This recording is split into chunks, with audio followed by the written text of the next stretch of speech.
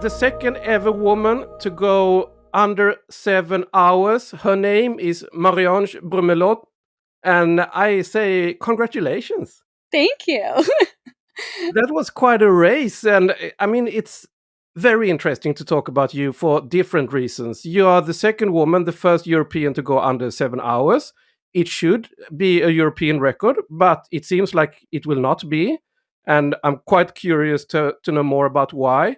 And also, this is your first ultra race ever, and you do it that fast. So we are curious about a lot of things. But let's start maybe with the European record that wasn't. Tell me the story. Why will this not be recognized? All right, so it's kind of disagreements between the French Athletic Federation and the organizers of the race. So the federation wanted to impose a different price for the race for the athletes, the runners who were registered as who were licensed under the federation, and those who weren't. Like they wanted to really make a differentiation, and the race simply disagreed and denied that request. So the response of the federation was just to take away the label of the race.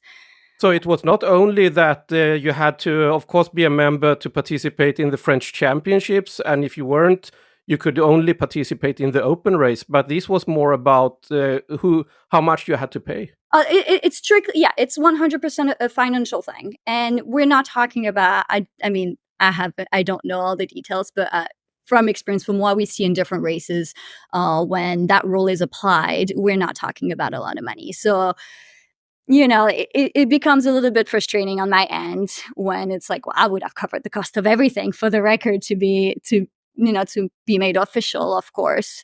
But I think both ends of the spectrum had, the federation may have been a little bit too hard on the end, and maybe the race should have also been a little bit more lenient and be willing to listen to the federation. But at the end of the day, they both ends were really stuck on their ways, and that was the consequence. Yeah, and that's quite sad, of course, and maybe it's a consequence also about ultra running still being quite young as a sport, although 100 kilometers has been recognized as a record distance for quite a few years right now. But how did you feel when you first heard about it? Because, of course, you went into this race with high ambitions. Yeah, so I found out just a week ago that the race had lost their label. I was registered very early on for this race. So the race did notify, I'm going to put in quotation mark, notify the athletes by putting an announcement on the website. But I was already registered. So why would I go randomly on the website? They did not send an email to the people who were already registered. So I just didn't know. So I found out a week before by a friend who actually stumbled upon it on the website and asked me, "Oh, can you still qualify for the world champs because of this issue?" And my eyes went like, "Wow!" Like, "Oh, can I? I don't know."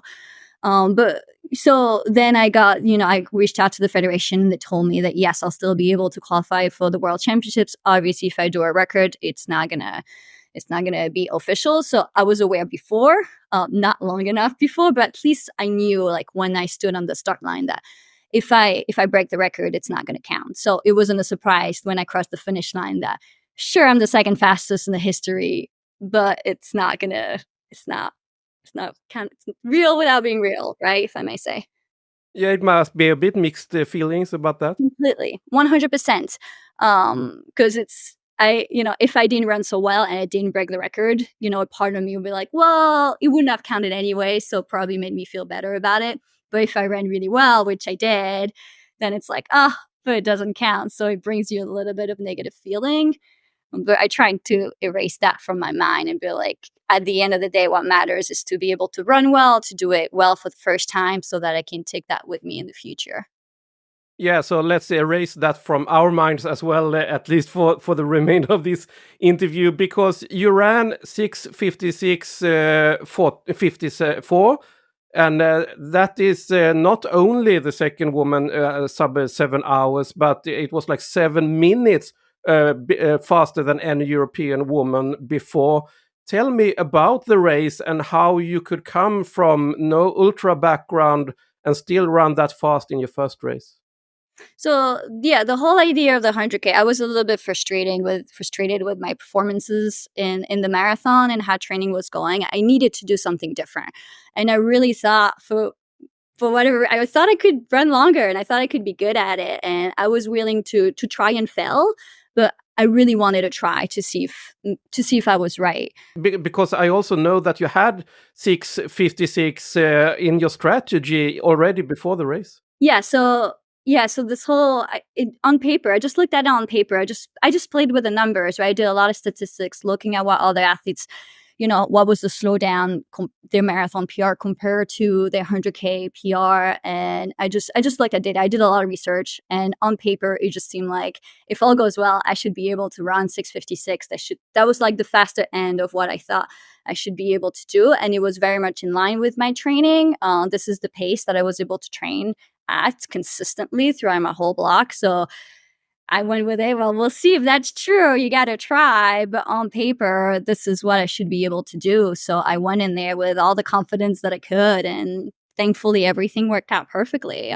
We weren't wrong. Yeah, and that's quite interesting because many people say that okay, as long as the fast marathon runners run 100K, they will go faster than the current records. But I mean, you ran almost 4.5 hours longer than your fastest marathon, and a lot of things happened once you move beyond. I mean, like when your glycogen or what do you call it? The energy, the nutrition, everything is quite different in those hours after the marathon. Describe how you prepared for that and how did that go during the race? Yeah, so one of the reasons why I also thought I had this impression that I could be good at it is I have no troubles fueling. This tends to be, sometimes difficult for athletes who are moving up to the marathon, coming from shorter events. Like they have difficulties eating and drinking during the event. I can eat anything. I can drink anything. Although I did throw up once during the race, but usually it doesn't happen to me. Fine. So, I feel like as long as you are able to get in that fuel inside of you, your chances increase drastically of being able to maintain your pace over the course of the event. And then there must have been other, physical things that makes me being good at the distance, which I wouldn't have known until I did it. And there it was. Yeah, it sounds very easy. But also, another challenge was that the course was quite long. You had to do like two plus, I mean, there were two different loops that together formed like 32 kilometers, and you had to do three times plus a prologue. How did you deal with the crewing and everything to get your energy when you needed it? And because you could not just run on a short loop. Maybe you're used to that from marathons. So I actually thought that the course is actually a good course because small loop tends to be hard maybe mentally if you have to do a loop repetitively, and a gigantic loop like if we just did 100K loop is maybe feels a little bit endless. So it was nice to have those not too short but not too long loops to break it down mentally. And when it comes to the crewing, the race allows us to we meet our accompagnateur, so our support person, one person, about 8K through the race it was. And that person, my husband did it and then switched with my father, and then my husband came back. So I had a bike with me essentially for the whole race. So whether it was my father or my husband, they were the one who carried my bottles and who carried my gels. So I was free to run, and they just passed me what I needed when I needed it. So you could basically get anything anytime because you always had the bike there. Yeah, that is a luxury. Yeah, that was wonderful. All right, yeah, that's quite interesting also because that's a main difference with the international races. For example, the World Championships that you have qualified for now in India in December. It will be on a 5 kilometer course where there will be different support areas where you are allowed to get your energy and everything.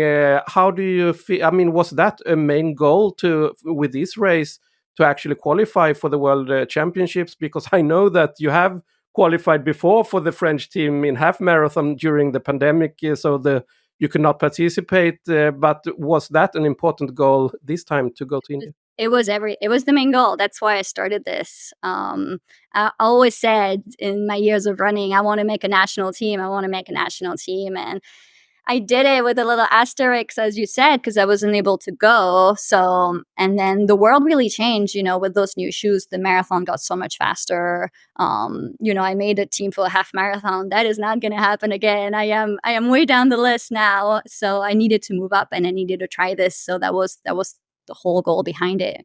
I want to wear that French outfit in the international championship.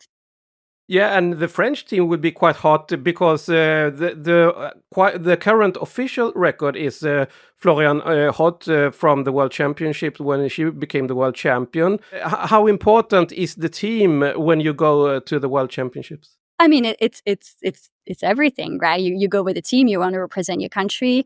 I know they consider individual place, but we also place for the team, right? So having those other ladies who came one and two, first and second last time, surely we're looking to do really, really well this year. So that is very, very exciting.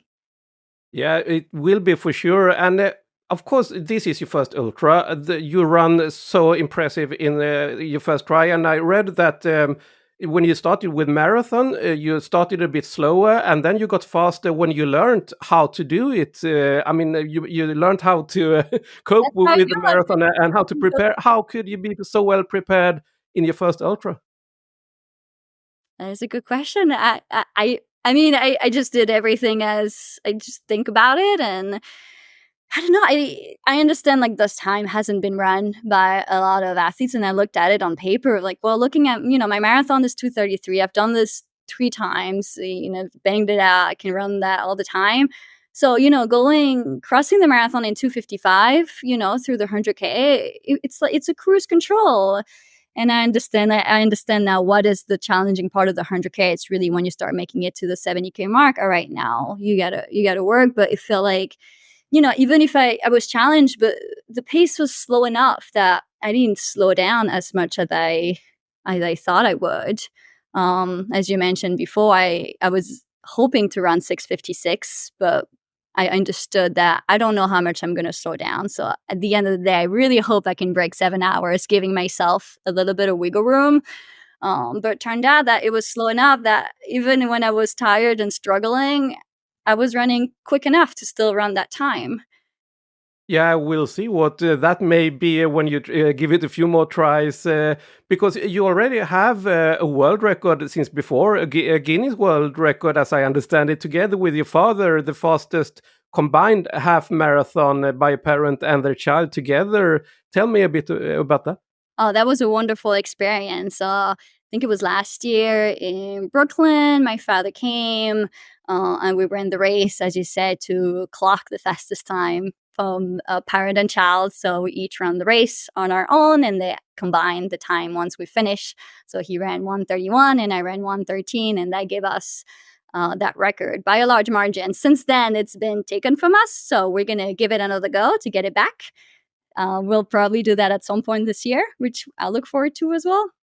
Yeah, that will be good fast training for the Why 100K not? because Getting tricky for me to run those paces now, for sure. yeah, it will be different. And when you did so well now, will this be your main focus in your career in the future? I think so. I mean, I think my margin for improvements in those shorter events, if I may say, the marathon, the half marathon is getting pretty thin. I think I could have done better, and I still probably can do a little bit better, but not a lot better. I can see, in my training what kind of paces I can run for a certain amount of time, and I hope I can run one day under 2:30 in the marathon. But if I do so, I think that's pretty much it. And it's not going to be much, much faster than that. But for the 100K, I think there's a chance I can really bring the time down. I'm not scared of slowing down very, very much for my marathon and just going longer, because that's where my comfort is. So we'll see what the future has. Yeah, it will be really interesting for sure because that world record, Tomoe Abe from the year 2000, has been like the Florence Griffith Joyner of 100K up to now. Yeah, it still seems far, but I know what it is, and we'll have to see what the second one has, because I only just did it once. So we'll see what the next experience has. But yeah, if I can get close, we'll get it done. I'll do my best.